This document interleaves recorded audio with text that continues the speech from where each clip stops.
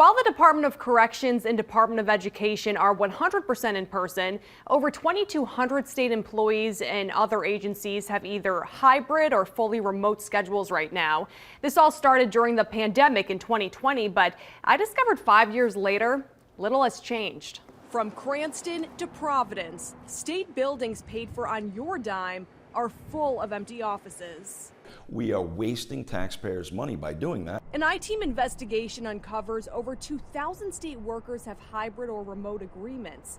The Department of Children, Youth and Families, the Department of Health, and Department of Labor had the highest numbers, with upwards of 60% of staffers having a hybrid or remote option. It's now 2025. Is there any excuse to have that percentage of staff not in the building? No, there's not. Every department head declined my request for an interview, so I brought my findings to House Minority Leader Mike Chippendale. And frankly, the work that you did and showed me those percentages of each department was staggering to me. Could this slow down government?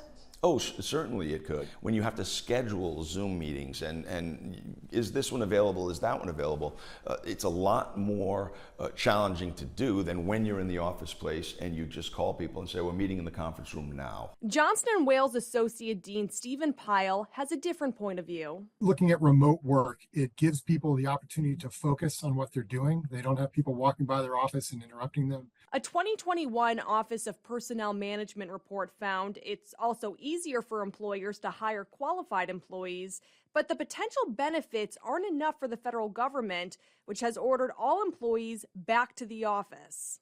Do you think that more state, local governments will follow suit?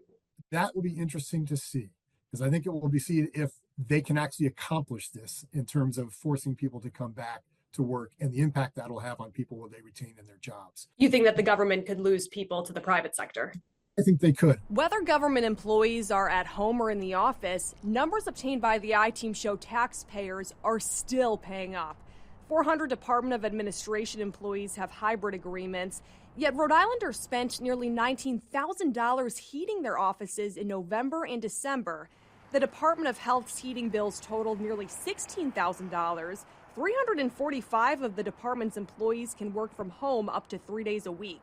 DCYF pays over $2 million a year to lease its building at 101 Friendship Street, despite its high rate of hybrid workers. Is that a big expense on taxpayers? The individual cost of an electric bill of a building may not be staggering in the overall sense of our state budget, but pennies make dollars, dollars make thousands, and thousands make millions over time, and yeah, any waste of taxpayer money is unacceptable in my opinion. DLT had the highest percentage of employees with hybrid agreements. They tell me it's mostly for customer service positions.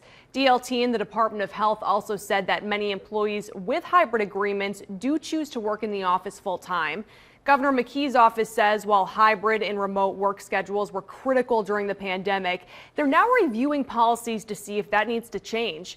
To see numbers for each state agency, you can head over to our homepage. For the NBC Tonight team, I'm Tamara Sakarzik.